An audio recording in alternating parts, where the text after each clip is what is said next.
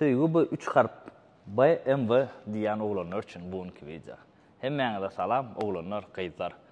Buňky abzordaky maşyn BMW X5 2015. Radnoy kraska, halici paket alınan hiç il deyim yok.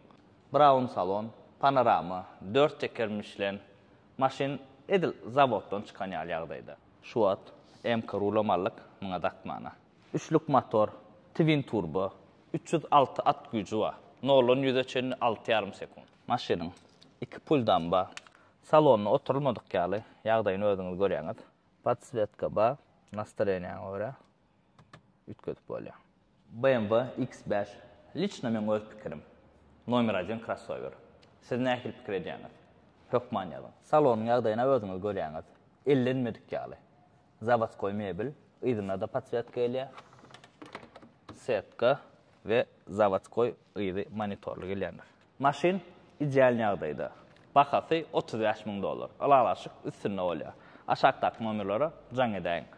Türkmenawatda ideal maşyn almak isteseňiz, maşyn bazar Türkmenawatda ýüz tutaýyn.